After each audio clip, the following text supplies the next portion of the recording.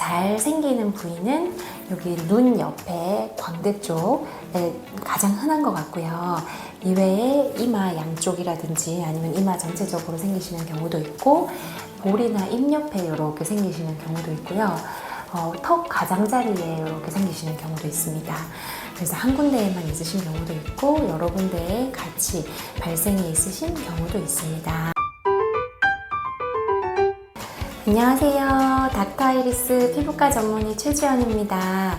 오늘은 기미란 무엇인가, 치료는 어떻게 할 것인가에 대해서 말씀드려 보려고 합니다. 제 얼굴에 기미가 많아진 것 같아요, 기미가 진해진 것 같아요, 이렇게 진료실을 찾아오시는 분들이 많이 있는데요. 근데 사실은 기미가 아니신 분들이 더 많습니다. 기미는 동글동글 아주 작은 형태로 흩뿌려져 있는 느낌보다는 갈색으로 전반적으로 넓게 펴져 있는 형태로 잘 나타나고요. 그래서 넓은 약간 그물 같은 형태로 나타나는 경우가 많습니다. 잘 생기는 부위는 여기 눈 옆에 광대 쪽에 가장 흔한 것 같고요. 이외에 이마 양쪽이라든지 아니면 이마 전체적으로 생기시는 경우도 있고, 볼이나 입 옆에 이렇게 생기시는 경우도 있고요. 턱 가장자리에 이렇게 생기시는 경우도 있습니다. 그래서 한 군데에만 있으신 경우도 있고 여러 군데에 같이 발생이 있으신 경우도 있습니다. 이런 기미는 다른 타입의 색소에 비해서 조금 더 치료가 어려운 편이기 때문에 제가 기미인 경우에는 처음부터 말씀을 잘 드리는 편이고요. 악화 요인을 차단하는 것도 중요합니다. 그래서 태양광선, 햇빛이 확실한 악화 요인이기 때문에 자외선 차단제를 꾸준히 잘 사용해 주시는 것이 좋고요. 호르몬도 악화 요인입니다. 그래서 임신을 하셨을 때나 경구 피임약을 드시는 경우, 그리고 여러모로 이제 호르몬 관련돼서 이렇게 불균형이 있다든지 치료를 하고 계신 경우에는 기미가 악화되시는 경우가 꽤 있습니다. 그리고 이 외에도 약간 유전적인 요인이 좀 있으실 수도 있고요. 약제에 의해서 생기는 경우도 있고, 사실은 원인을 못 찾는 경우가 훨씬 더 많이 있습니다. 그래서 기미는 치료가 어렵기 때문에 아까 말씀드린 자외선 차단제를 잘 발라주시는 것이 매우 중요하고, 그리고 임신을 하신 경우에는 이제 출산을 하거나 이제 피임약을 복용 중이신 경우에는 피임약이 끝나거나 이런 식으로 여러모로 이제 호르몬이 안정기에 들어서고 한 1, 2년이 지나면 조금 자연스럽게 색소가 옅어지시는 경우도 있습니다. 하지만 몇 년이 지났는데도 색소가 유지되시는 경우에는 조금 치료를 고려해 보시는 것도 방법입니다. 그러면 기미 치료에는 어떤 것들이 있는지 말씀드려 볼게요. 제가 전체적으로 한 7가지 정도로 이제 치료를 정리해 봤는데요. 먼저 4가지는 전통적으로 이때까지 많이 사용되어 온 방법, 그리고 이제 2가지는 제가 약간 어려운 기미라든지 다른 병원에서 치료가 잘 안 되었던 기미일 때 사용해 보는 방법이 있고요. 그리고 마지막으로 이제 건강한 생활 습관이라든지 홈케어 방법에 대해서도 말씀드려 보려고 합니다. 그러면 먼저 제일 첫 번째로 말씀드릴 방법은 1064 나노미터 엔디아그 레이저를 이용한 레이저 토닝이라고 부르는 미백 레이저 치료입니다. 그래서 이 치료는 딱지지거나 이런 방식으로 치료를 하는 게 아니고, 레이저 빔이 피부에 깊숙한 곳까지 들어와서 깊은 곳에 있던 까만 색소들을 잘게 쪼개주면 우리 몸이 이렇게 작은 조각난 색깔들은 먹어 없앨 수 있기 때문에 우리 몸이 흡수시킬 수 있게끔 도와주는 치료입니다. 옛날에는 나노초 레이저들만 있었기 때문에 이제 그렇게 치료를 했었고, 요즘에는 피코초 레이저가 많이 나왔기 때문에 피코토닝 이런 식으로 치료를 하는 곳들도 있습니다. 그래서 이러한 레이저 토닝을 꾸준히 해주면 조금씩 옅어지는 경우가 있기 때문에 전통적으로 많이 사용되어 온 방식인데요. 그런데 누구나 똑같은 세기로, 누구나 똑같은 간격과 회차로 치료를 하면 기미가 옅어지나요? 하면 절대 그렇지 않습니다. 그래서 치료를 하는 중에도 정말 끄떡이 없어요. 정말 하나도 연해지지 못했어요. 이러시는 경우도 있고, 더 진해져 버렸어요. 이렇게 말씀하시는 경우도 있고, 그리고 얼룩덜룩하게 빠져버렸어요. 이렇게 말씀하시는 경우도 있기 때문에 레이저 토닝이 너무 간단하고 쉽고 누가 해도 똑같은 결과를 만들고 그런 치료는 정말 아닙니다. 이게 정말 아무것도 아닌 것 같아 보이셔도요. 그 레이저 세기와 여러 가지 파라미터를 선택하는 그 시술자는 정말 많은 고뇌가 있고요. 레이저를 선택하는 순간에도 정말 많은 고뇌가 있습니다. 그래서 이러한 엔디약 레이저를 이용한 이제 레이저 토닝이 있다. 그리고 두 번째는 이제 비타민 침투 관리입니다. 비타민을 바르면 미백 효과와 항산화 효과가 있다는 것은 많이 알려져 있는 사실입니다. 그래서 비타민 앰플도 많이 나와 있죠.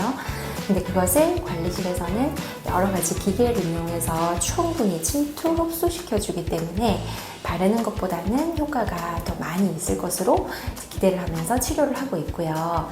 그런데 이런 비타민은 산성 용액이기 때문에 경우에 따라서는 피부가 약간 빨개지고 따가워지고 정말 심하신 분들은 이제 비타민 앰플 사용 후에 완전히 뒤집어져서 오시는 분들도 계십니다. 그래서 다른 분들은 잘 쓰더라도 나한테는 조금 안 맞을 수도 있기 때문에 이제 앰플을 사용하시는 것을 선택하시거나 저희가 관리 프로그램을 짜드릴 때에도 그런 이제까지 있었던 민감성이라든지 이런 것들을 다 고려를 해서 관리 스케줄을 짜드립니다. 그리고 세 번째로는 바르는 약입니다. 기미 잡티에 바르는 약들이 약국에도 팔고 이제 병원에서도 처방받아서 구입하시는 경우도 있고 여러 가지가 있는데요. 이런 것들도 잘 사용을 하면 도움이 됩니다. 바르는 약만으로 없어질 수 있을까요? 이렇게 질문하시는 분들도 많이 있는데요. 물론 바르는 약만으로 없어질 수 있다면 전 세계에서 색소 때문에 고민하고 계신 분들은 없겠죠. 그런데 이게 그래도 몇십 년 동안 사용되어 온 연고이고 효과가 하나도 없다면 이미 시장에서 도태되고 사라져 버렸을 겁니다. 그런데 아직까지도 제품이 사라지지 않고 나오고 유지되고 있다는 것은 어느 정도 효과가 있다는 말이고, 저도 이제 처방해드리고 이제 사용하시는 경과를 보면 효과가 없는 것은 아니기 때문에 보조적으로 같이 이제 사용해 보실 수 있습니다. 그리고 네 번째로 말씀드릴 내용은 먹는 약입니다. 이제 비타민이라든지 글루타치온이라든지 이렇게 보조적으로 사용되는 약품들도 있고요. 트라넥삼산이라고 해서 기미에 사용되는 또 다른 약물이 있습니다. 이것은 이제 혈액 응고와 관련되는 약물인데요. 일본에서부터 주로 사용이 되었고 꾸준히 복용을 하였더니 기미가 좋아지더라는 걸 알게 돼서 이제 우리나라에서도 사용된 지 꽤 되었고요. 그런데 모든 분들이 이 약을 복용하실 수 있는 건 아닙니다. 그래서 여러 가지 이제 건강 상태라든지 이런 것들을 모두 이제 고려를 해서 드실 수 있고 효과가 있을 법한 경우에 이제 처방을 해드리고 이제 복용을 해보실 수 있겠습니다. 이렇게 전통적으로 사용되는 이제 네 가지 방법을 먼저 말씀드렸고, 그 외에 제가 조금 추가로 해보는 방법은 먼저 피부 전반적인 컨디션을 많이 개선을 시켜주면 이제 기미 자체도 조금 좋아질 수 있기 때문에 스킨 부스터를 적재적소에 사용해 보는 것이 좋습니다. 기미는 꼭 그 색깔만이 문제인 것이 아니고 여러 가지 피부 컨디션, 스트레스, 그리고 피부의 건강한 정도, 그리고 뭐 표피, 진피, 경계부 이런 여러 가지 것들이 함께 영향을 줘서 생기는 색깔이기 때문에 피부의 재생력을 최대한 높여주고 보습력을 최대한 높여주고 그런 식으로 피부 컨디션 자체를 아주 좋게 만들어주면 기미도 이제 좋아지시는 경우가 있습니다. 그래서 이렇게 유명한 제품에 보면 이제 리쥬란 같은 것들이 있죠. 그래서 피부 재생력을 높여주는 뭐 PN, PDRN 이런 성분들, 그리고 보습력을 높여주는 히알루론산 이런 것들 여러 가지 이제 스킨 부스터가 있는데요. 그런 것들을 이제 경우에 맞게 잘 사용해드리면 어려운 기미에서 좀 좋아지시는 경우가 있습니다. 그리고 두 번째로는 바늘 고주파가 있습니다. 바늘 고주파는 여드름이 모발이라든지 모공, 탄력 이런 것들을 위해서도 많이 사용되는 분야인데요. 적당한 파라미터로 사용을 해주면 기미도 꽤 좋아지는 것을 볼 수 있습니다. 그래서 저는 바늘 고주파를 기미 환자분들의 모두 사용하고 이런 거는 전혀 아니고요. 이제 경과를 봐서 필요한 분들께 권해드리고 있습니다. 그리고 마지막으로 말씀드릴 내용은 생활 습관과 홈케어 방법입니다.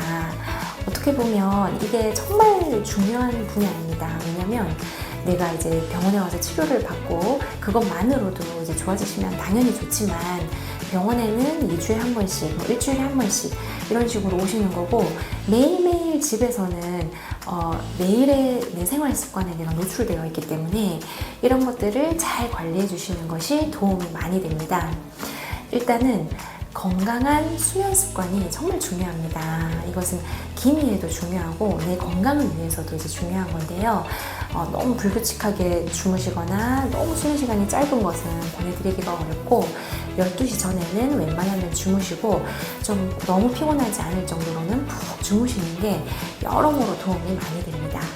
그리고 이제 적당한 운동도 도움이 많이 됩니다. 저는 일주일에 한 번, 더 여유가 되시면 한 2번 정도는 약간 땀이 나고 약간 힘이 들 정도로 운동을 한 1시간가량은 꼭 하는 것을 이제 좋다고 생각하고 있습니다. 그래서 운동을 함으로써 내 몸도 이제 건강해지는 것도 있겠지만은 내 체력이 올라가면 똑같은 상황에 대해서도 내가 더 잘 대처할 수 있는 힘이 생기고 활력이 생기고 그리고 스트레스도 덜 받게 되기 때문에 그 운동에 주는 정말 큰 고마움이 있다고 생각합니다. 그리고 또 한 가지 중요한 건 이제 스트레스 관리가 되겠습니다. 현대인들이 스트레스를 하나도 안 받고 사는 것은 정말 불가능하다고 생각하지만 똑같은 문제를 대할 때에도 내가 너무 거기에 이제 얽매이고 스트레스를 받고 이러기보다는 좀 긍정적인 마음으로 문제를 받아들이고 그냥 해결과 대처에 집중하고 내가 너무 스트레스 받지 않게끔 이제 행동하시면 조금 더 나에게 도움이 되지 않을까 이렇게 생각을 하고요. 그리고 얼굴을 많이 문지르거나 자극을 주는 행동은 피하시는 게 좋습니다. 그래서 보습제를 바를 때에도 이렇게 많이 오랫동안 문지르면서 바르는 것보다는 찹찹찹 이렇게 바르시는 것이 좋고 화장솜을 사용하시는 것을 제가 썩 권해드리진 않지만 그래도 꼭 원하시는 분들은 화장솜을 많이 적셔서 정말 살살 문지르는 형태로 이제 사용해 주시는 것을 권장드리고요. 이렇게 필링제라든지 피부를 좀 벗겨내는 형태의 제품들은 사용을 피하시는 것을 권해드립니다. 기미는 꼭 정말 그 점을 빼듯이 그 색깔을 딱 지우는 것만이 치료가 아니고 여러 가지 생활 습관과 내 피부의 컨디션, 호르몬 이런 것들의 복합 산물이라고 생각을 해야 됩니다. 그래서 치료가 아주 단순하거나 쉽지 않은 편인데요. 그래서 제가 말씀드린 내용이 이제 치료 계획을 짜시는데 도움이 되시기를 바라겠습니다. 감사합니다.